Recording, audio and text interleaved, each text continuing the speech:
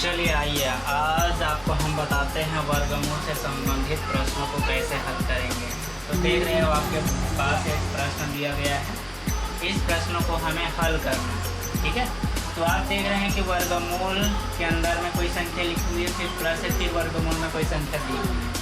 तो ऐसी स्थिति में सबसे पहले हम अंदर से बाहर की ओर हल करना सीखेंगे, है ना। तो पहले इसको हल करेंगे कि ये किसके वर्ग के नज़दीक है।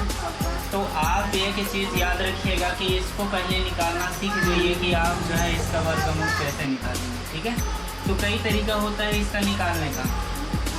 तो आप जो है 1681 देखिए, किसी भी संख्या की इकाइयन में किसके इकाइयन में एक आएगा। तो आप जानते हैं कि 1 के वर्ग में भी 1 आता है और 9 के वर्ग में भी इकाइयन में 1 आता है, ठीक है ना। तो हमारा इकाइयन का जो वर्ग वाली जो संख्या होगी वो 1 होगी। अब यहाँ पर देखेंगे तो वर्ग निकालना है, इसलिए दो संख्याओं के पेयर में रहेगा। अगला संख्या हमारा 16 है, तो 16 किस वर्ग के नज़दीक आएगा ये ध्यान देना है। तो किस वर्ग के नज़दीक आएगा, तो आप कहेंगे कि ये 4 का वर्ग होता है, ठीक है ना। तो 4 के वर्ग में तो ये आ ही गया,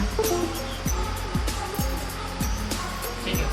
तो आप कहेंगे कि ये 40 का वर्ग होता है, ठीक है ना। सिंपल सी बात है, ये आगे भाई किसी के वर्ग में आ गया और लास्ट में इकाइयन, तो एक तो लेना ही लेना है क्योंकि ये सीधी सी आ गया। यदि इससे कोई बड़ा वाला संख्या होता तो फिर और दूसरा लेते, या 9 के वर्ग के नज़दीक आता, ठीक है।